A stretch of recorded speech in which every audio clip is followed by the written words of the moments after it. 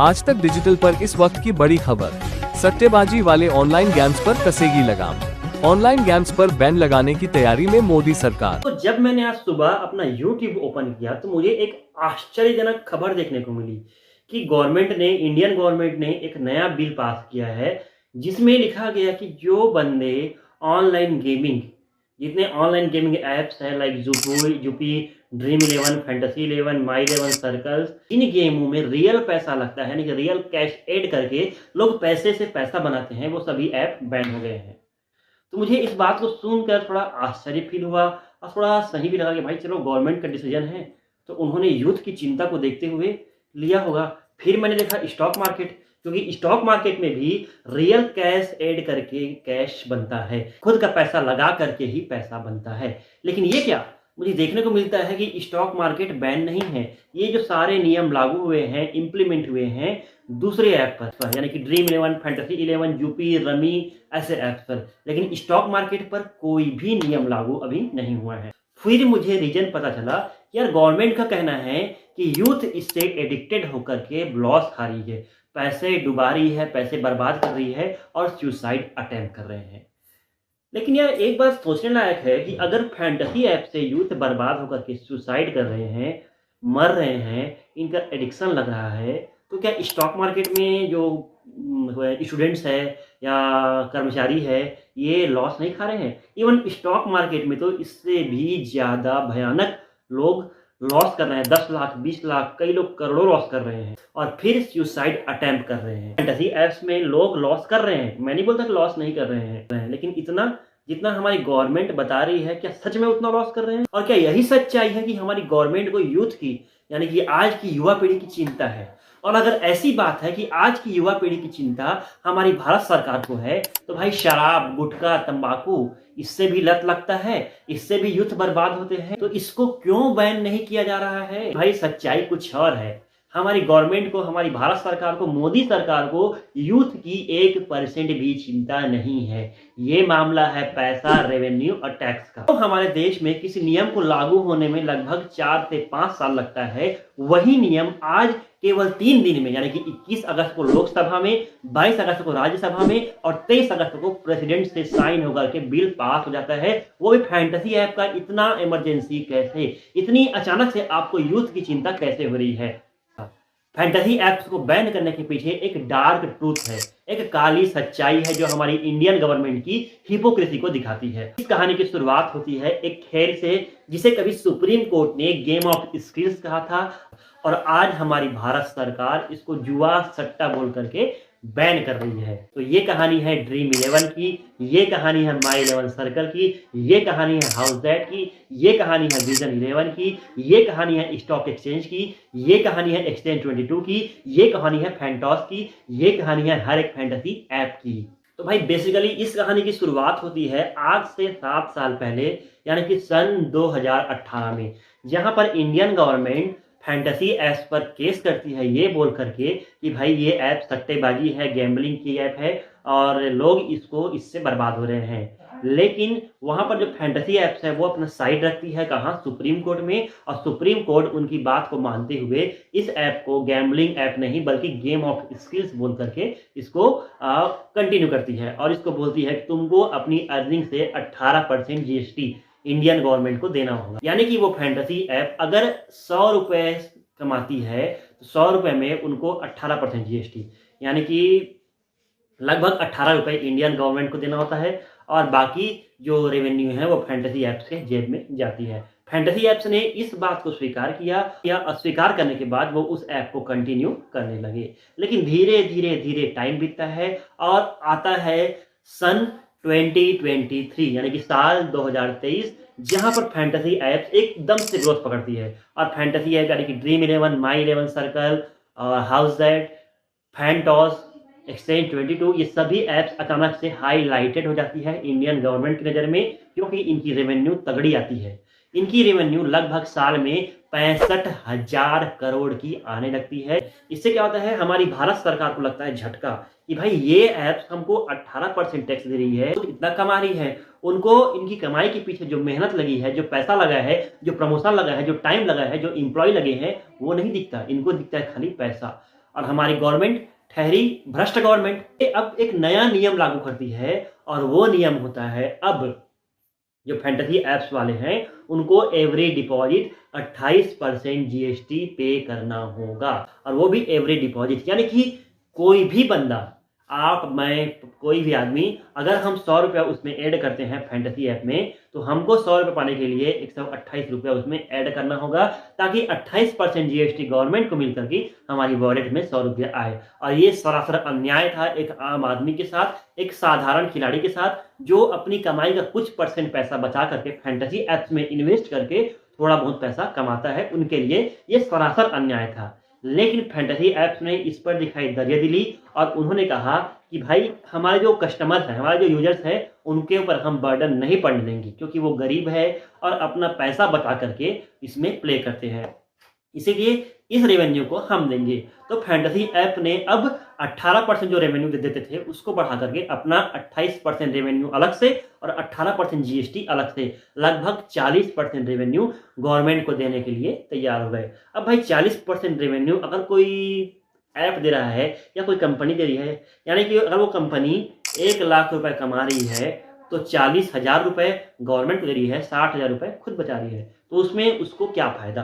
तो इस सब से बचने के लिए एक बार फिर से इन फैंटेसी ऐप में उसने सुप्रीम कोर्ट पर केस कर दिया, सुप्रीम कोर्ट में केस कर दिया। किस पर? इंडियन गवर्नमेंट पर। जो केस है लगभग 3 से 4 साल चला, इनकी हियरिंग हुई, बार बार हियरिंग हुई। कुछ सूत्र है और कुछ खबरी है, उनके अकॉर्डिंग हमें पता चलता है कि जो सुप्रीम कोर्ट है वो अगस्त के पहले वीक में जो डिसीजन था वो देने वाली थी फैंटेसी एप्स के फेवर में। ये बोलने वाली थी कि भाई तुम जो 28% जीएसटी लगा रहे हो फैंटेसी ऐप पर, उसको बैन करो, उसको हटाओ और केवल 18% जीएसटी जो पहले लगा रहे थे उसी को लो। और यही बात वो इंडियन गवर्नमेंट को और फैंटेसी ऐप्स को बोलने वाली थी। लेकिन भाई इससे होता क्या, अगर वो ये बात होता लागू तो जो इंडियन गवर्नमेंट है उनको लगा तगड़ा झटका, क्योंकि इनका जो तगड़ा इनकम सोर्स था, लगभग 20,000 करोड़ का जो इनको इनकम मिल रहा था फैंटेसी ऐप से, वो बंद हो जाता, इनके धंधे पर ताला लग जाता। इसलिए इंडियन गवर्नमेंट ने अब एक चाल चली और वो चाल ये थी जो अभी लागू हुआ है।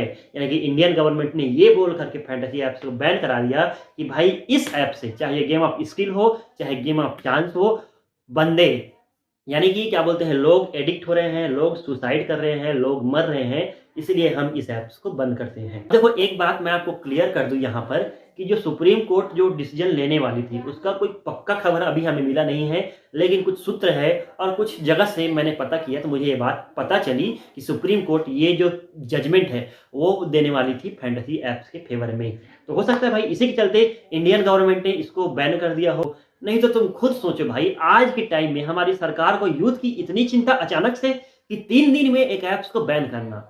21 तारीख को लोकसभा में बिल पास होना, 22 तारीख को राज्यसभा में बिल पास होना, 23 तारीख को प्रेसिडेंट का साइन लग करके 24 तारीख को ग्राउंड में इंप्लीमेंट हो जाना। यानी कि 4 दिन में ड्रीम 11 एक 75,000 करोड़ की कंपनी, माई 11 सर्कल 25,000 करोड़ की कंपनी, फैंटेसी 11 20,000 करोड़ की कंपनी, हाउसजेट 15,000 करोड़ की कंपनी, एक्सचेंज 22 10,000 करोड़ की कंपनी, फैंटॉस 55,000 करोड़ की कंपनी। इसको 3 दिन में एक झटके में बंद करना क्या पॉसिबल था इंडियन गवर्नमेंट को? जगह अगर अंबानी का या अडानी का कोई ऐप होता तो क्या इंडियन गवर्नमेंट इसको बैन कर पाती?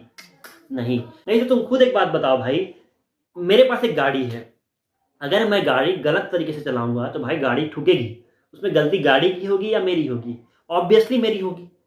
उसी प्रकार भाई फैंटेसी ऐप्स है, उसमें लोग अपना धंधा चला भी रहे थे और कुछ लोग उसमें बर्बाद हो रहे थे। बर्बाद वो हो रहे थे जो उसको जुआ बना करके खेल रहे थे। भाई मेरा ही एग्जांपल ले लो, इसी फैंटेसी ऐप से मैंने अपना दिन का 500 से 700 रुपये रेवेन्यू हर दिन जनरेट किया था। क्यों? क्योंकि उसमें strategy, analysis, proper team work, team playing 11 हर एक चीज़ देख करके मैं उसमें इन्वेस्ट करता था। अब क्या होगा, हमारे देश में बेरोजगारी थी, अब बेरोजगारी और बढ़ जाएगी, लगभग 2.5 लाख के करीब लोग अनएम्प्लॉयड हो जाएंगे। इससे हमारे देश को घंटा फर्क पड़ने वाला है? कुछ फर्क नहीं पड़ने वाला है। हमारा देश बेरोजगारी की जो पोजीशन में 10वें नंबर पर था, अब वो खिसक करके 5वें नंबर पर आ जाएगा। टॉप 5 अनएम्प्लॉयड देश में आ जाएगा। यही तो होता है इंडियन गवर्नमेंट। इनको करना क्या है? इनको बैन करना है फैंटेसी ऐप्स को। जिससे लोगों को खास नुकसान नहीं होता है। इनको बैन करना है अभी जब चलते हैं प्रोफेशनल डीजेस उनको, क्योंकि इनसे भी लोगों को नुकसान हो रहा है। लेकिन इंडियन गवर्नमेंट को शराब को बैन नहीं करना है, इससे लोगों को फायदा हो रहा है। इंडियन गवर्नमेंट को गुटखा बीड़ी सिगरेट को बैन नहीं करना है, इनसे लोगों को फायदा हो रहा है भाई। लोगों की फायदा साइड में, इनको खुद तगड़ा फायदा हो रहा है। जो एल्कोहल है, शराब है, तंबाकू है, गुटखा है, आज के टाइम में सच्चाई ये है कि ये इंडियन गवर्नमेंट को 95,000 करोड़ का रेवेन्यू हर साल देती है। तो भाई जहां से 95,000 करोड़ रेवेन्यू है, यानी कि इंडियन गवर्नमेंट जो टोटल रेवेन्यू है उसका 60% रेवेन्यू इनको शराब गुटखा तंबाकू से मिलता है। तो ये इनको क्यों बंद करेंगे? इनको यूथ की चिंता क्यों होने लगी? क्योंकि इनको मतलब है पैसे से। तो सेम कहानी यहाँ होता है फैंटेसी ऐप से। जब तक इनको इनसे पैसा मिल रहा था, रेवेन्यू मिल रहा था, इनको बंद नहीं करना था। और आज जब इनको रेवेन्यू मिलना बंद हो गया तो इन्होंने इसको बंद करने की सोच ली। और ये थी सच्चाई, ये थी हमारी भारत सरकार की सच्चाई। आज के टाइम में इन्होंने फैंटेसी ऐप्स को गैम्बलिंग ऐप समझ करके बंद कर दिया है। लेकिन भाई मुझे एक बात बताओ, आज बैटिंग इंडिया में बैन है, लेकिन मैं हजारों वेबसाइट, रेड्डी अन्ना, विक्रांत एक्सचेंज, विन अड्डा, परी मैच, 1xbet, 1winbet, बहुत सारे ऐसे वेबसाइट हैं जो धड़ल्ले से गूगल में खुलते हैं, गूगल में चलते हैं, उसमें डिपॉजिट विड्रॉल सब होता है और करोड़ों लोग आज भी खेलते हैं। तो इंडियन गवर्नमेंट इसको बैन क्यों नहीं कर रही? क्यों बैटिंग ऐप्स के सर्वर को इंडियन गवर्नमेंट बैन क्यों नहीं कर दी? क्योंकि इंडियन गवर्नमेंट को इससे तगड़ा पैसा मिलता है। अभी हमारे छत्तीसगढ़ में 2 साल पहले कुछ कांड हुआ था। एक पुलिस ऑफिसर रेड्डी अन्ना के केस में पकड़ाया था और वो दुबई में पैसा कुछ उड़ाया था। तो उनको शायद क्या बोलते हैं, सीबीआई वालों ने यानी कि क्राइम ब्रांच वालों ने अरेस्ट किया। और जब क्राइम ब्रांच वालों ने पूछताछ किया तो उसमें ये बात पता लगी कि भाई उसमें जो वो पैसा कमाते थे उसमें कुछ हिस्सा वो हमारी गवर्नमेंट, उस टाइम सरकार थी भूपेश बघेल की, छत्तीसगढ़ में उनको पैसा मिलता था। इसके अलावा तुम ये देख लो, स्कैम 1992, स्कैम 2007, ये दोनों वेब सीरीज को देखना, उसमें भी आपको ये बात पता चलेगी कि अगर वो स्कैम करते हैं तो इंडियन गवर्नमेंट उसमें हिस्सा खा करके शांत बैठती है। आप लोगों से एक बात मैं अपील करता हूं, एक बात रिक्वेस्ट करता हूं कि नेक्स्ट टाइम अगर चुनाव आए तो आप भाजपा को चुनो चाहे कांग्रेस को चुनो, लेकिन सोच समझ करके चुनना। कौन सा सरकार हमारे लिए सही है, कौन सा सरकार हमारे लिए गलत है। ये वही सरकार है जो अच्छे दिन लाने की बात करती थी और आज अनएम्प्लॉयड की सीमा इस तरह बढ़ी हुई है कि क्या ही बोले। ये वही सरकार है जो नोटबंदी बंद करती है, किस लिए? मनी लॉन्ड्रिंग, पैसा की हेराफेरी बंद हो। लेकिन भाई नोटबंदी से पैसे की हेराफेरी तो बंद तो नहीं हुई, लेकिन छोटे मोटे व्यापारियों के धंधे चौपट अवश्य हो गए। ये वही सरकार है जो वादा करती है कि अच्छे दिन आएंगे और महंगाई कम होगी, लेकिन महंगाई कम तो नहीं हुई। ऊपर से गैस सिलेंडर और पेट्रोल के दाम 80 रुपए से पेट्रोल के दाम 100 रुपए हो गए, गैस सिलेंडर के दाम 400 से 600 हो गए। ये है अच्छे दिन और ये है हमारी सरकार। और ये वही सरकार है जो एक तरफ गौ रक्षा, गाय को बचाओ, पशु रक्षा, पशु को बचाने की बात करती है, और दूसरी तरफ स्ट्रीट डॉग को गाड़ी में भरवा करके बंद करती है, और जो बचाते हैं स्ट्रीट डॉग को उन पर लाठी चार्ज करवाती है। ये वही गवर्नमेंट है जहां एसएससी के एग्जाम में लड़की साड़ी पहन कर आती है तो उसको वहां घुसने की परमिशन नहीं मिलती, और जब लोग इसका विरोध करते हैं तो उन पर लाठी चार्ज होती है। ये है हमारी भारत सरकार की सच्चाई और यही है हमारी इंडियन गवर्नमेंट। तो आपका इस पर क्या है कहना, नीचे कमेंट बॉक्स आपका है, कमेंट करके बताइए। तो दैट्स इट दोस्तों, इसी के साथ मैं अपना आज का वीडियो समाप्त करता हूं। अब मैं इस वीडियो को बनाने वाला नहीं था, लेकिन जब मैंने देखा गवर्नमेंट की हिपोक्रेसी, गवर्नमेंट की दोगलापंती बोलूँगा सीधा, तो मुझसे ये बात रहा नहीं गया और इसीलिए मैं इस वीडियो को बनाया हूँ। आपको वीडियो कैसा लगा और आपका फैंटेसी बैन पर, ड्रीम 11 बैन पर, गेमिंग ऐप बैन पर क्या कहना है, पूरी बात आप हमें कमेंट करके बताइए। हम मिलते हैं नेक्स्ट वीडियो में। बहुत जल्द मैं एक और वीडियो लाने वाला हूँ। वीडियो का काम पूरा हो गया है, बस एडिटिंग का काम चल रहा है, तो 4-5 दिन में वो वीडियो भी आ जाएगा। बाकी वीडियो कैसा लगा आप नीचे कमेंट करके बताइए, कमेंट बॉक्स आपका है। मिलते हैं नेक्स्ट वीडियो में, तब तक के लिए tata bye bye, good bye, keep it up, अपना ख्याल रखिए।